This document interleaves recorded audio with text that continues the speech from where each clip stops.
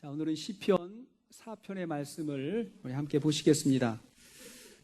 지난 주일 예배 가운데 모 대학교 교수님이 학생들에게 좀 부끄러움을 당해서 자살을 선택했다는 이야기를 말씀을 드렸는데요. 누군지 궁금하시면 지난주 설교를 한번 더 들어보시기를 바라고, 그런데 이번 주에는 한국의 또 유명한 여자 연예인이 또 자살을 했다고 하는 안타까운 뉴스를 여러분 들으셨죠? 저는 누군지 몰랐는데 우리 아이들은 또 누군지 알더라고요. 얘기를 들었다고 그래요. 그가 자살한 이유도 보니까 뭐죠? 인터넷 악플로 인한 스트레스가 굉장히 심했다고 그렇게 알려졌습니다. 사람들이 칼이나 흉기를 들고 덤벼든 게 아니라 말이 칼보다 더 날카로웠던 거예요.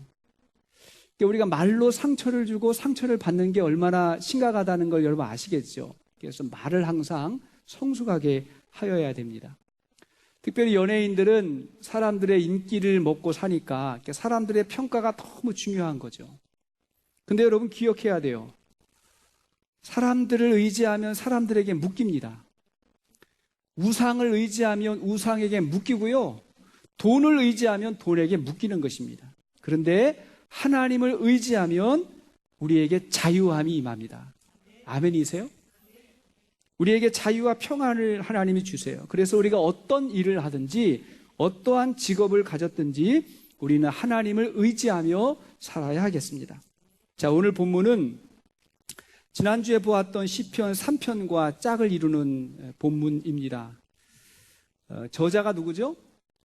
저자가 다윗으로 알려졌어요. 다윗의 시 이렇게 나와 있는데 우리 본문의 배경은 확실하지 않습니다. 아마 지난주와 같은 상황이라면 다윗이 그의 아들 압살롬을 피해서 도망가면서 가졌던 마음을 담은 기도일 거라고 생각을 하고, 또 어떤 사람은 압살롬 사건이 아니라 사울에게 쫓기며 피해 다닐 때 고백한 기도라고도 말하는 사람이 있습니다. 그 이유가 뭐냐면 2절 말씀 보니까 인생들아 어느 때까지 나의 영광을 바꾸어 그랬거든요. 이 어느 때까지라고 하는 말은 이 고난의 시기가 길었다는 거죠. 이 압살롬 사건은 짧게 끝난 사건이거든요. 근데 사울을 피해 다닐 때는 굉장히 길었어요. 그래서 아마 사울에게 쫓길 때가 아닌가 그렇게 생각하는 사람도 있습니다.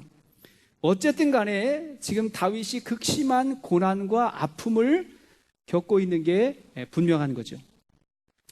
보통 시편 3편은 아침에 드리는 기도로 알려져요. 그래서 시편 3편 5절을 보니까 내가 누워 자고 깨었으니 그랬죠. 누워 자고 깨었다. 깼다니까 아침이잖아요. 반면에 시편 4편은 밤에 드리는 기도로 알려졌어요. 8절에 보니까 내가 평안히 눕고 자기도 하리니 라고 하는 부분 때문에 그래요. 평안히 눕고 잔다. 여러분, 우리가 하루를 시작하면서 가장 먼저 하나님 앞에 기도로 시작한다는 게 얼마나 중요합니까? 아침에 딱 일어났을 때 기도가 되지 않으면 하루 종일 하나님 없이 살아갈 확률이 큽니다. 반면에 하루를 마감하면서 잠자리에 들기 전에 하는 기도도 굉장히 중요해요. 자, 그때 기도하면서 오늘 하루가 하나님의 은혜였음을 하나님 앞에 간절히 고백하게 되는 것이죠. 그러나 시편 4편이 꼭 잠자리에 들기 전에만 기도하는 기도라고 할 필요는 없습니다. 모든 상황 가운데 하나님 앞에 드릴 수 있는 기도예요. 특별히 인생이 고되고 힘든 삶을 살아갈 때, 사람들의 오해와 비난과 조롱을 받고 엄청난 아픔 가운데 살아가고 있는 사람들이 하나님 앞에 드릴 수 있는 기도의 내용인 것입니다. 자, 어떻게 기도해야 될까요? 첫째는 의의 하나님을 부르는 기도를 하는 것입니다. 의의 하나님을 불러요. 자, 본문 1절 말씀 보니까 시작. 내 의의 하나님이여 내가 부를 때에 응답하소서. 곤란 중에 나를 너그럽게 하셨사오니 내게 은혜를 베푸사 나의 기도를 들으소서. 지금 나의 기도를 들으소서 하는 기도할 때 하나님을 뭐라고 부르죠? 내 의의 하나님이여. 여기서 다윗이 나의 하나님이라고 하지 않고 내 의의 하나님이라고 하는 이유가 있어요. 이 말은 두 가지의 의미가 있는 것입니다. 자, 먼저는 내 의의 하나님. 첫째는 하나님이 의롭다는 거예요. 하나님이 의로우시다. 이 말은 하나님이 심판하신다는 거예요. 자, 밤에 자려고 누웠어요. 그런데 낮에 있었던 여러 가지의 일들이 생각나는 겁니다. 화나는 일, 억울한 일, 힘들었던 일, 여러 가지의 일들이 생각이 나죠. 다윗 같은 경우에는 지금 굉장히 억울한 상황이잖아요. 자, 이렇게 잠자리에 누웠는데 여러 가지 일들이 생각이 나는데 그 밤에 잠이 오겠습니까, 여러분? 그럼 이때 누구에게 하소연해야 될까요? 다른 사람은 몰라도 하나님께. 하나님은 의로우십니다. 그리고 하나님이 이 모든 상황을 심판하실 것입니다. 그런 기도를 드리는 거예요. 자, 여러분들은 하나님이 심판하신다라고 하는 말을 들을 때 어떤 느낌이 들으세요? 어떤 분은 위로가 되는 사람이 있을 것입니다. 다른 사람은 몰라도 하나님이 다 하시니까, 그분이 심판하시니까 마음의 위로가 되는 거예요. 어떤 사람은 그게 부담스럽고 두려울지도 모릅니다. 그것은 뭐예요? 지금 이 문제가 나에게 있다는 것을 본인이 알기 때문에 그런 거죠. 분명한 건 하나님이 심판을 하세요. 자, 그렇다고 우리에게 죄와 허물이 전혀 없다는 말은 아니에요. 여기서 말하는 의란 하나님과의 관계에 기초한 의예요. 그러니까 이런 기도죠. 나는 하나님께 속한 사람입니다. 나는 예수 그리스도로 말미암아 의롭게 되었습니다. 이런 고백이에요. 그래서 내 의의 하나님이라고 하는 말은 하나님이 나를 의롭게 여겨주시니까 나의 의를 가지고 하나님 앞에 나아갑니다. 그런 거예요. 이건 뭐예요? 하나님이 내 편입니다. 이런 뜻인 거예요. 자, 사도 바울의 경우를 보십시오. 바울은 자신의 죄의 문제로 많은 고민을 했던 사람이죠. 예수 믿기 전에 그가 얼마나 큰 죄를 지었습니까? 예수 믿는 사람 핍박하고 죽이기까지 했던 사람이에요. 또 예수를 믿는다고 죄의 번민에서 자유로웠던 것도 아니에요. 굉장히 죄 때문에 심각했어요. 로마서 7장을 보면 그가 얼마나 죄의 문제로 고민을 했는지를 우리가 알 수 있어요. 오호라, 나는 곤고한 자로다. 누가 이 사망의 몸에서 나를 건져내라. 이렇게 탄식하며 기도했는데, 그런데 그 죄의 문제가 결국 예수 그리스도의 십자가로 해결됐잖아요. 그죠? 로마서 8장 1절 말씀 보니까 시작. 그러므로 이제 그리스도 예수 안에 있는 자에게는 결코 정죄함이 여기까지 보세요. 없나니. 예수 안에 있으면 정죄함이 없다. 의롭게 된다. 그런 고백이잖아요. 계속해서 33절 이하를 보니까 시작. 누가 능히 하나님께서 택하신 자들을 고발하리요. 의롭다 하신 이는 하나님이시니 누가 정죄하리요. 죽으실 뿐 아니라 다시 살아나신 이는 그리스도 예수시니 그는 하나님 우편에 계신 자요 우리를 위하여 간구하시는 자시니라. 여기 보십시오. 의롭다 하시니가 하나님인데 누가 정죄하겠냐. 그러니까 하나님이 우리를 그리스도 예수 안에서 의롭다고 여겨주신다는 거예요. 자, 보십시오. 우리 하나님께서 의로우신 분이에요. 또 우리가 그리스도 예수 안에서 의롭게 됐어요. 자, 그런 의의 하나님을 의지할 때 우리는 하나님의 은혜를 구할 수가 있는 것이죠. 2절 말씀 보니까 뭐라 그랬죠? 인생들아, 이렇게 시작돼요. 같이 읽겠습니다. 시작.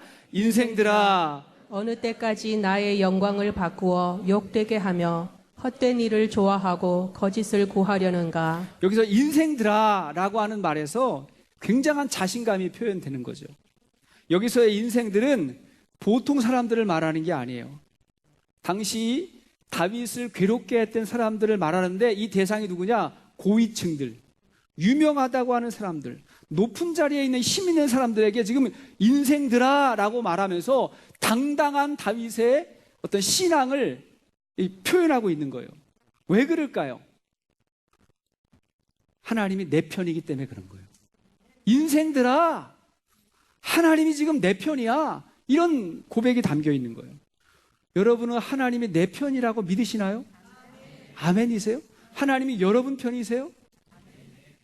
여러분 한번 생각해 보세요. 아무리 부부가 부부싸움을 했어도 누가 내 남편 욕을 하면 나는 누구 편이 돼요? 평소에는 남의 편이에요. 내 편인 줄 알았는데 평소에는 남의 편인데 누가 내 남편 욕을 하면 내 편이 되는 거죠. 당연하지 않아요?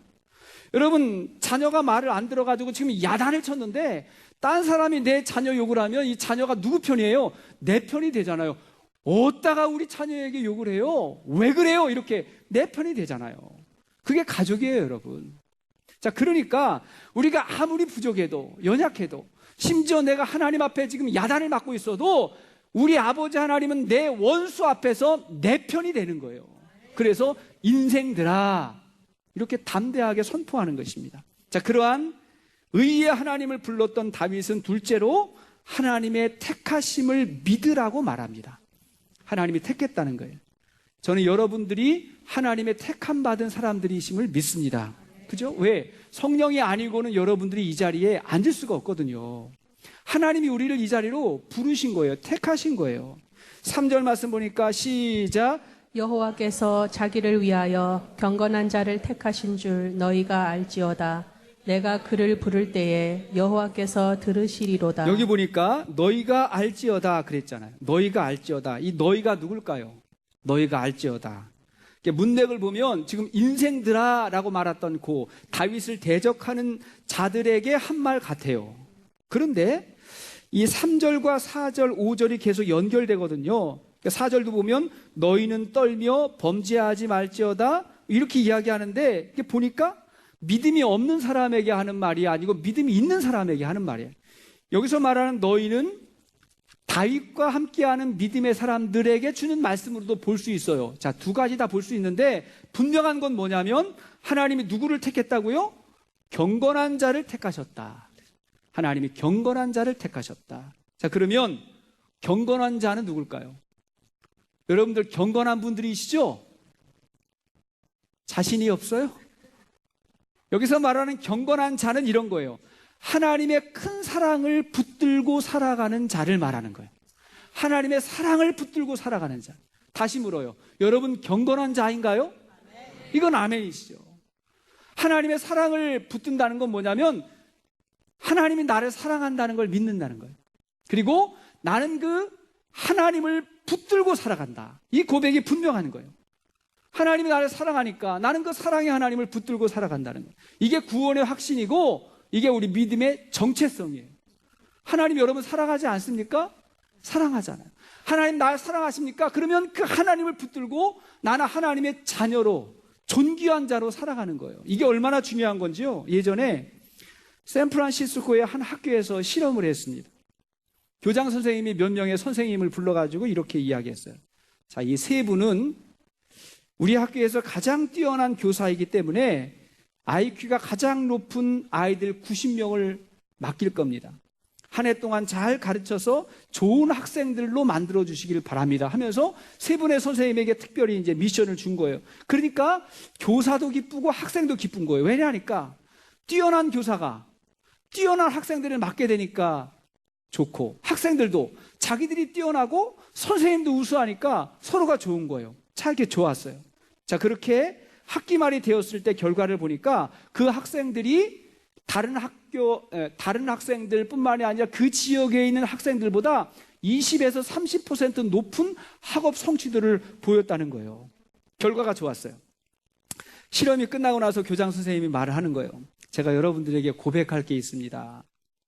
여러분이 가르친 90명의 학생은 지능이 가장 뛰어난 학생들이 아니라 다른 아이들하고 같은 평범한 학생입니다. 이렇게 말했어요. 그러니까 선생님들이 실망할까요? 좋아할까요? 더 좋아하죠. 평범한 학생들을 우수한 학생으로 바꿨더니 더 좋아하는 거예요. 그러자 이번에는 교사들에게 이렇게 말합니다. 고백할 게 하나 더 있습니다. 여러분도 가장 뛰어난 교사가 아니라 그냥 무작위로 뽑은 겁니다. 이렇게 이야기했다. 평범한 교사가 평범한 학생들을 가르치면서 최고의 자부심과 최고의 격려를 했더니 결과가 엄청나게 달랐다는 거예요. 여러분 이게 얼마나 중요한 메시지예요? 여러분 칭찬만 하세요. 잘한다고 하세요. 물론 야단칠 때도 있지만 칭찬과 격려를 해야 돼요. 자녀들에게. 그리고 우리가 기억해야 될 건 뭐냐면 자기 스스로를 늘 죄인이라고 생각하고 나는 피해자다, 나는 희생자다, 나는 누구에게 희생당했다 이렇게 자꾸 억울한 마음을 가지고 살아가는 건 절대 믿음의 사람의 모습이 아니라는 거예요. 그래서는 결코 성공적인 삶을 살 수가 없습니다. 우리는 하나님의 풍성한 사랑 안에서 사는 사람들이에요. 아멘이십니까? 하나님이 우리를 존귀하게 여기세요. 우리는 그리스도의 지체예요. 예수 그리스도의 몸이에요. 얼마나 존귀합니까? 자, 이러한 믿음을 가진 자들은 다음에 두 가지에 순종을 해야 되는데 하나는 분노로 죄 짓지 않는 겁니다. 4절을 보시겠어요? 4절 시작. 너희는 떨며 범죄하지 말지어다. 자리에 누워 심중에 말하고 잠잠할지어다. 너희는 떨며 범죄하지 말지어다 그랬죠. 여기 떤다라는 말이 있죠. 이게 무슨 말이죠? 거기 숫자가 이렇게 붙었죠. 아래를 찾아보니까 뭐라고 나와요? 분내요. 분노한다 그런 말이거든요. 이 떤다라고 하는 말의 히브리어를 보면 이거는 두려워서 떠는 게 아니라 분해가지고 부들부들 떠는 거예요. 너무 분해가지고 부들부들 떨면서 그렇게 분노하며 뭐 하지 말라고요? 범죄하지 말라 그러는 거예요. 여러분 우리가 언제 죄 짓죠? 왜 밤에 잠이 오질 않지요? 너무 분해가지고 참을 수 없는 거예요. 화가 나고 억울해가지고 잠을 이룰 수 없는 거예요. 그때 하나님께서 말씀하십니다. 화가 나서 분노할 수 있지만 그러나 분을 내어도 잠자기 전에 다 풀어야 된다. 그 전에 기도하고 그 일을 의로우신 하나님에게 맡겨라. 내 의의 하나님이 하면서 하나님에게 맡기라는 거예요. 이 말씀을 사도 바울이 그대로 인용하잖아요. 에베소 4장 26절 말씀 보니까 시작. 분을 내어도 죄를 짓지 말며 해가 지도록 분을 품지 말고. 분낼 수 있지만 죄까지 가면 안 된다는 거예요. 의로우신 하나님에게 맡겨라. 에베소 4장 27절을 보면 마귀에게 틈을 주지 말라 그렇게 나와요.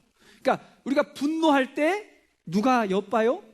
마귀가 엿보는 거예요. 우리의 상당히 많은 실수는 분노를 조절하지 못해가지고 할 때가 참 많습니다.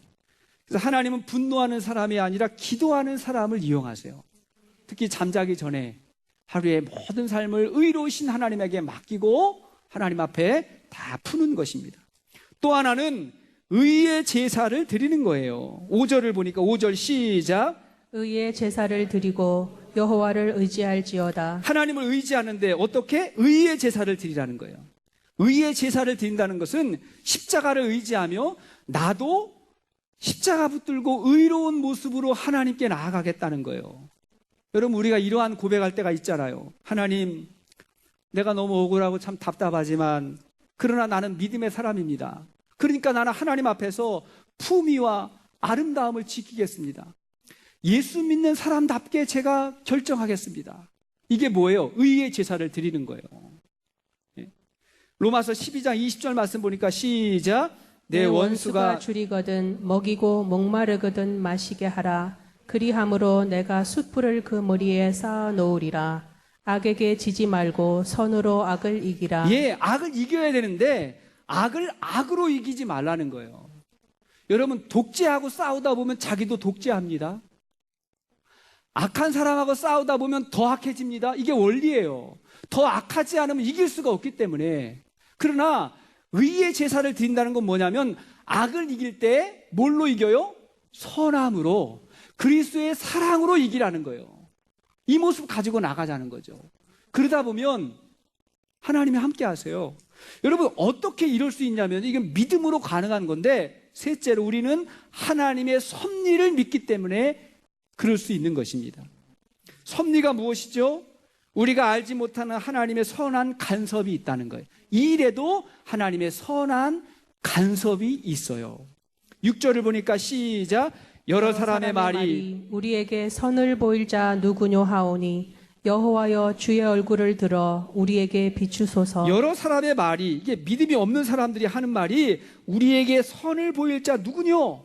없다는 거예요. 선을 보일 자 누구뇨? 새번역 성경을 보면 이 부분이 이렇게 나왔어요. 누가 우리에게 좋은 일을 보여줄 수 있을까 하고 불평하는 사람이 많이 있습니다. 이런 거예요. 세상 사람들이 말한다는 거예요. 세상에 선이 어디 있냐? 착하고 바르게 산다고 뭐 잘 되는 일 있냐? 하나님이 어디 있냐? 과연 하나님은 의롭냐? 하고 그렇게 불평하는 사람들이 많다는 거예요. 여러분 우리가 이런 이야기들 들으면 참 당황스럽고 불편하잖아요. 어떤 말이죠? 당신이 교회 다녔다고 하는데, 당신이 교회 지도자라고 하는데, 목사라고 하고 직분자라고 하는데 당신의 모습을 보면 하나님이 보이질 않아. 당신의 하나님 어디 있는 거야? 어떤 하나님을 믿고 있는 거야? 이런 이야기를 듣는다면 상당히 당황스럽잖아요. 자, 그런데 정말 우리의 모습을 통해서 하나님이 보이지 않는다면 우리는 정말 부끄러워해야 됩니다. 그리고 그들의 말은 하나님의 음성으로 들어야 돼요.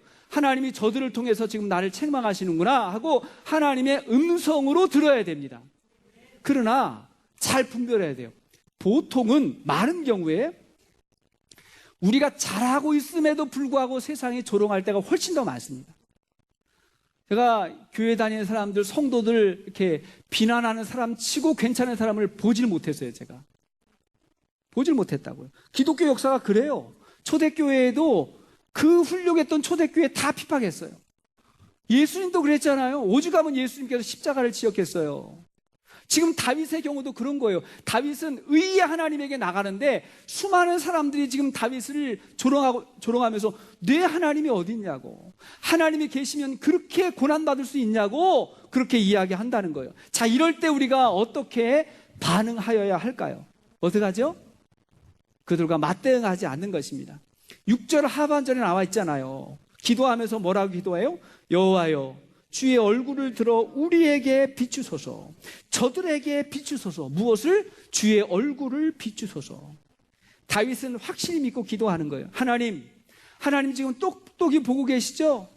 하나님 지금 나하고 함께 계시죠? 저는 그거 믿어요. 근데 하나님께서 얼굴을 비춰주시면, 하나님의 얼굴이 임하면 모든 것이 역전되는 승리가 있음을 저는 믿습니다 하면서 하나님의 얼굴을 구하는 거예요.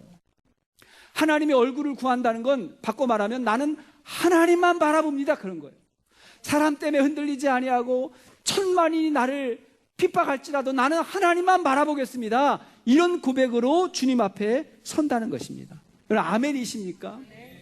이게 우리의 힘이에요. 이게 십자가 신앙이에요. 실제로 그런 인물들이 많이 있지만 여러분, 요셉을 한번 생각해 보세요. 요셉의 이야기는 두 가지의 관점으로 볼 수가 있어요. 하나는 분노할 수밖에 없는 관점이에요. 왜냐하니까 어떻게 다른 사람도 아니고 형들에게 팔려갈 수가 있겠어요? 억울하게. 어떻게 형들에게 팔려갈 수가 있겠습니까? 또 어떻게 그가 팔려가 가지고 종살이 하다가 그 주인의 아내가 유혹할 때 요셉이 하나님 앞에서 죄 지을 수 없어 가지고 거부했는데 어떻게 그 일 때문에 또 감옥까지 들어갈 수가 있습니까? 감옥에 들어갔어도 요셉이 빨리 나올 수 있는 기회가 있었잖아요. 그 술 맡은 관원장, 떡 받는 관원장, 이 사람들의 도움으로 좀 빨리 나올 수 있었는데 잊어버렸어요. 이 사람들이 요셉의 도움을 받고 바깥에 나가서 잊어버려가지고 요셉이 더 오랫동안 감옥에 있다 보니까 한쪽 편으로 생각하면 이거 계속해서 억울한 일만 있는 거예요. 분노할 일만 있는 거예요. 그럼에도 불구하고 의로운 하나님을 보았던 관점이 또 있다고요. 다른 관점으로 한번 보세요. 요셉이 꼼짝없이 죽게 됐는데 구덩이에 빠졌잖아요. 그 상황에 형 유다가 그러는 거예요. 우리 요셉을 동생 죽이지 말고 팔아버리자. 얼마나 감사해요? 안 죽고 팔렸잖아요. 얼마나 감사합니까? 근데 팔렸는데 가보니까 아라비아로 간 것도 아니고 다른 나라로 간 것도 아니고 애굽이라고 하는 나라에 갔으니까 이게 얼마나 감사해요? 딴 데가 아니라 애굽이에요. 보디발의 집에서 누명을 쓰고 감옥에 가는데 왕실 감옥에 간 게 얼마나 감사해요? 그 왕궁 가까이 또 가게 된 거예요. 가서 술 맡은 관원장, 떡 굽는 관원장, 이렇게 요셉의 도움으로 나갔는데 술 맡은 관원장이요, 요셉의 이야기를 바로왕에게 금방 하지 아니하고, 금방 했으면 바로왕이 잘 안 들었을 것 같아. 근데 바로왕이 꿈꾸고 나서 그때 이제 이 술 맡은 관원장이 이야기를 하니까 그가 이제 요셉이 생각나가지고 요셉을 데리고 왔잖아요. 그러니까 가만히 생각해 보면 이게 모든 게 우연 같지만 또 하나님의 섭리가 있던 거 아닙니까? 한쪽 편으로 생각하면 이게 묘한 거예요. 어떻게 이렇게 아다리가 맞지요? 어떻게 이렇게 맞는 거예요? 요걸 하나님의 섭리라고 하는 거예요. 섭리라고. 요셉이 하나님을 바라볼 때 하나님의 얼굴을, 하나님은 계속해서 요셉을 향하고 있었습니다. 성경을 보면 하나님께서 요셉과 함께 하셨다. 그 하나님을 요셉은 계속해서 바라보고 믿음으로 살았던 것입니다. 그래서 민수기 6장을 보면 하나님께서 제사장들이 백성들을 축복할 때 이렇게 기도하라고 축복 기도가 나오는데 한번 읽어볼게. 민수기 6장 22절 말씀 시작.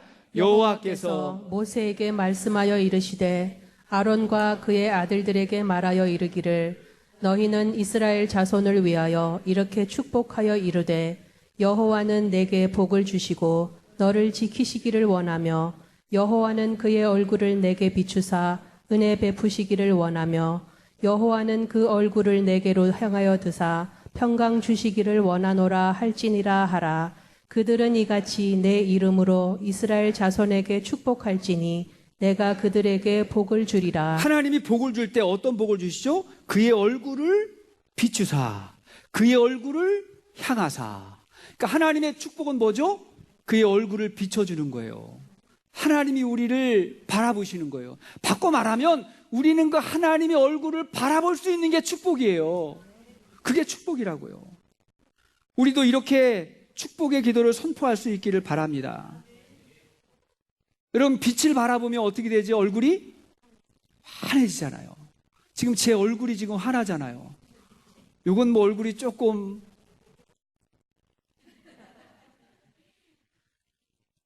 어둡더라도 조명이 비춰지니까 밝은 거 아니겠습니까? 그잖아요?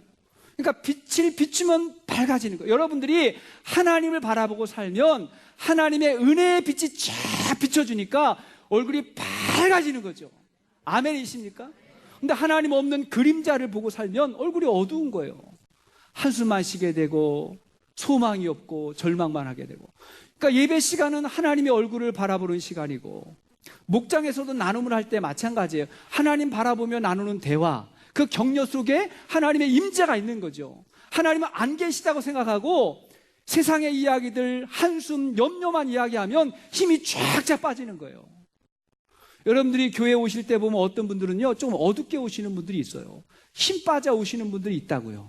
그런 분들이 예배드리고 하나님 말씀 듣고 찬양하고 기도하면 얼굴이 환해져 가지고요, 충만해지는 모습을 저는 볼 수가 있어요. 왜 그렇죠? 하나님의 얼굴빛을 비춰주신 거예요.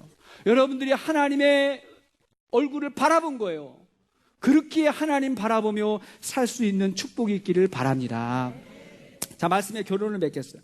이렇게 하나님을 바라보는 사람들은 기쁨을 누려요.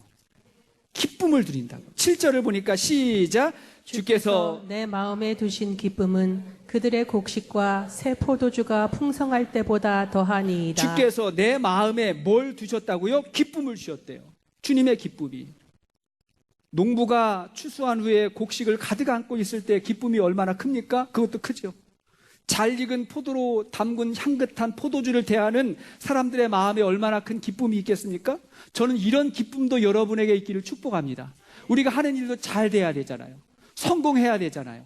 수입도 늘어야 되잖아요. 유명해져야 되잖아요. 이런 것들도 우리에게 기쁨이 돼요. 그러나 그런 기쁨이 하나님이 주시는 구원의 기쁨보다 더 크지 않기를 바랍니다. 더 큰 게 아니에요. 가장 큰 기쁨은 하나님과의 관계 속에서 받는 기쁨인 것입니다. 여러분, 저는 그래요. 세상에 아무리 유명하다고 하고 아무리 인기 있다고 하고 아무리 부유하다고 해도 하나님을 알지 못하는 사람들은 다 안타까워 보여요. 불쌍해 보여요. 왜? 그게 영원하지 않잖아요. 세상에서도 영원하지 않을 수 있고 혹 죽으면 영원하지 않잖아요. 그러나 우리 구원받았잖아요. 진짜 생명 있잖아요. 세상에서도 이 기쁨을 누리고 하나님 앞에 가면 영원한 기쁨이 있잖아요. 이 기쁨을 누리고 사는 거예요. 이 기쁨이 있으면 밤에 누울 때 평안히 눕고 자는 사람이 된다는 거예요. 평안히 눕고 자요. 8절을 보니까 내가 평안히 눕고 자기도 하리니 나를 안전하게 살게 하시는 이는 오직 여호와이시니라. 그러니까 여호와를 의지하니까 평안히 눕고 자기도 한다는 것입니다. 여러분, 우리가 하루의 일과를 마감하고 모든 것이 하나님의 은혜였음을 고백하는 순간이 얼마나 감사합니까? 요즘 감사일기 쓰실 때 그런 마음 들지 않으세요? 감사일기 쓰고 가끔 아내하고 이야기하면서 정말 오늘도 하나님의 은혜로 하루를 잘 살았다, 수고했다. 가끔씩 이런 멘트도 제가 해요. 전우야, 수고했다. 오늘도 수고했다. 격려하는 거죠. 그리고 나서 아침에 다음날 일어날 때 가장 먼저 하나님 앞에, 하나님 오늘도 선물로 주셔서 감사합니다. 오늘도 하나님의 손에 맡기니 인도해 주시옵소서 하는 삶이 얼마나 아름답습니까? 이렇게 하루하루가 되어지면서 마지막 날 하나님을 맞이하고 죽음을 맞이하고 천국을 맞이한 그 인생이 얼마나 아름답습니까? 오늘도 하나님의 얼굴빛을 구하면서 하나님의 충만한 은혜 가운데 찬양하며 기도하며 헌신하는 축복의 시간이 되기를 주의 이름으로 축원합니다. 우리 같이 한번 찬양하시겠어요? 나의